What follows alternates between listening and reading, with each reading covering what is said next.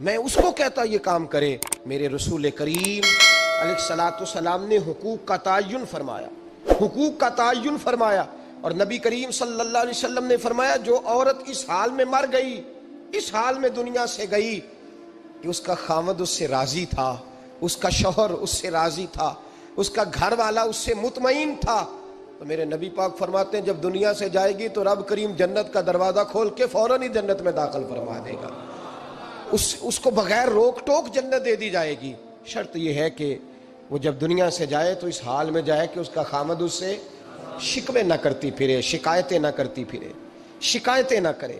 ہمارے زمانے میں شکایتیں ہوتی ہیں، اور خواتین عورتیں اس بات کو سمجھتی نہیں کہ اللہ نے جو میرے نصیب میں رکھا تھا اور جو خامد رب نے میرے لیے پسند کیا تھا وہ اللہ نے مجھے عطا فرما دیا ہے۔ وہ شکوے کرتی ہیں، شکایات کرتی ہیں، اور دوسری عورتوں کو سامنے رکھ کے وہ فلاں کے حصے میں یہ چیز آئی، فلاں کے حصے میں یہ چیز آئی، فلاں کا خامد یوں کرتا ہے، شکوہ کرتی ہیں۔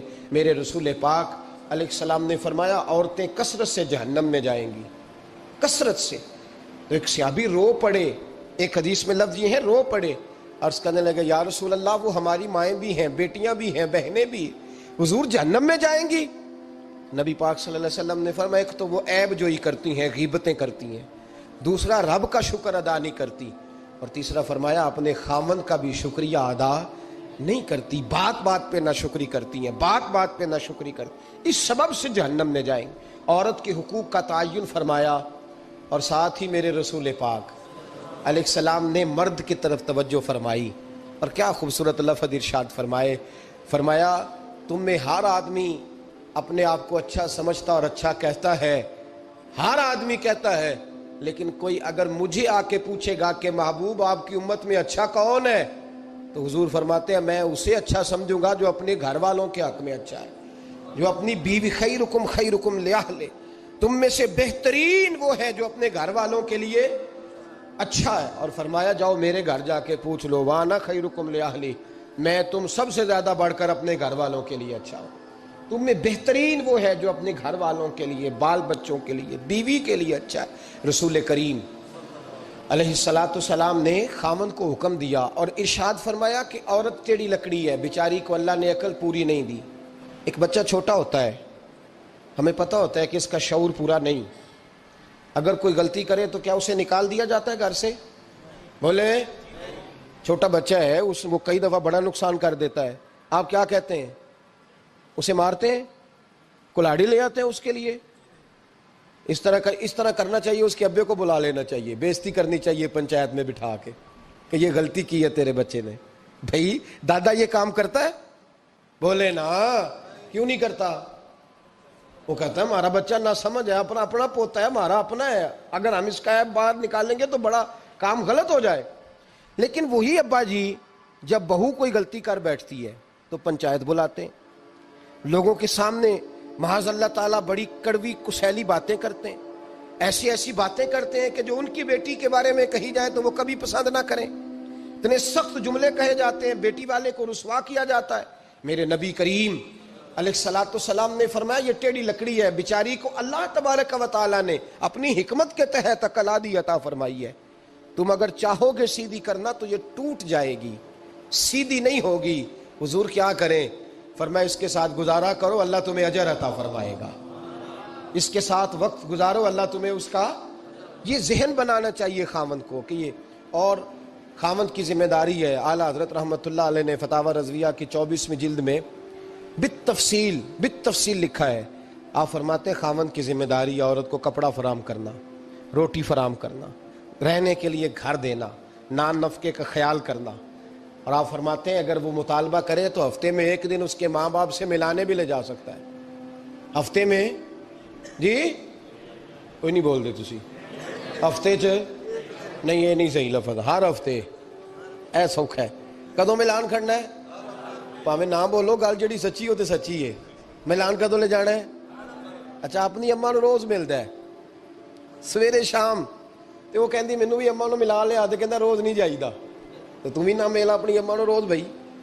دیکھیں نا اعلیٰ حضرت فرماتے ہیں ہفتے میں ایک دفعہ ماں باپ سے، بولے بیٹی کا پیار ماں باپ سے زیادہ ہوتا ہے کہ بیٹے کا؟ ਲੋ ਤੁਹਾਨੂੰ ਸਾਰਿਆਂ ਨੂੰ ਪਤਾ ਹੈ, ਯਾਨੀ ਤੁਸੀਂ ਘੱਟ ਕਰਦੇ ਹੋ ਨਾ, ਤਾਂ ਬੇਟੀ ਦਾ ਨਾਂ ਲਿਆ ਜੇ। सही बात कर रहा हूँ? तो जिसका प्यार ज़्यादा है उसको रोक दिया, कहते नहीं रोज़ नहीं जाइदा, साल बाद जाई। बल्कि उनते अल्लाह खैर करे, अल्लाह पाक फजल करे।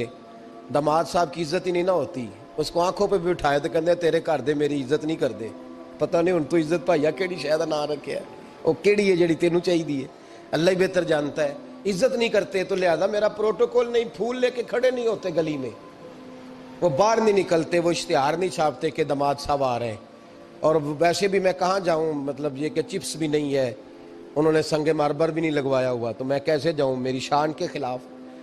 आला हज़रत फरमाते हर हफ्ते वो बेटी जो है, तो बेटियां बेटियां होती हैं। और ये तो उस दिन पता चलता है ना जब अपनी बेटी बंदा डोली में डालता है, फिर पता चलता है कि दिल करता है हर हफ्ते उसको मिलने को, दिल करता है कि वो आए, चेहरा दिखाए, एक दफ़ा मिल जाए, हर हफ्ते उसको मिलवाने लेके जाए, उसकी गलतियां माफ़ करे, उसके ऐबों पे पर्दा डाले, उसकी कोताहियों का ख्याल करे, उससे दरगुजर करे। मेरे नबी करीम सल्लल्लाहु अलैहि वसल्लम ने फरमाया, मैं अपनी उम्मत को हुक्म देता हूँ कि अपनी बीवी से बुग़्ज़ ना पालना, बुग़्ज़ ना पैदा करना। कोई गलती करे तो बुग़्ज़ ना पैदा करना, बुग़्ज़ ना रख लेना सीने में कि तू है ही ऐसी, तू है ही, बुग़्ज़ ना पालना।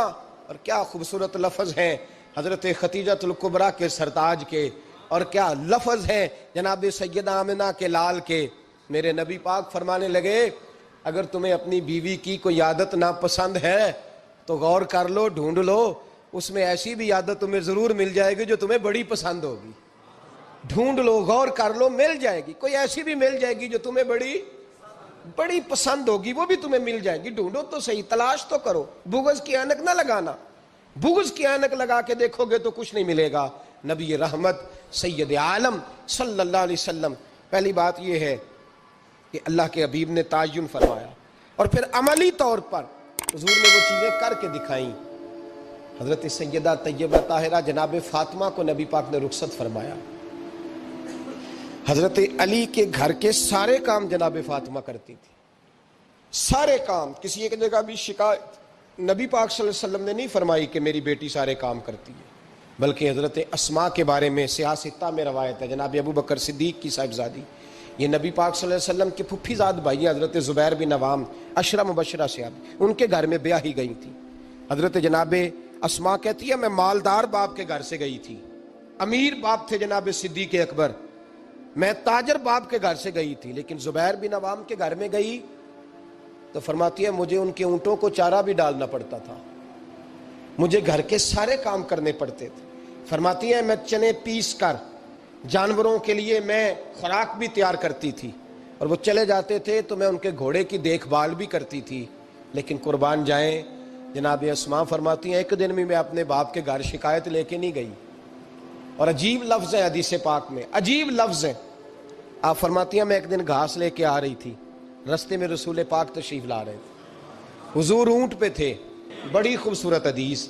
हज़रत अस्मा फरमाती हैं मैं खामद के घर में काम काज करती थी, मैं चारा लेके आ रही थी, ऊँट पे हुजूर तशरीफ़ लाए, नबी पाक ने ऊँट को बिठाया, ऊँट बैठ गया तो हुजूर ने फरमाया अस्मा मेरे पीछे बैठ जाओ, मैं तुम्हें घर तक छोड़ दूँ। तो जनाब अस्मा रो पड़ी, कहने लगी महबूबा मेरा खामद बड़ा खुददार है, बड़ा गैरत वाला है, उसने मुझे जिस हाल में रखा है मैं उसी हाल में राज़ी हूँ।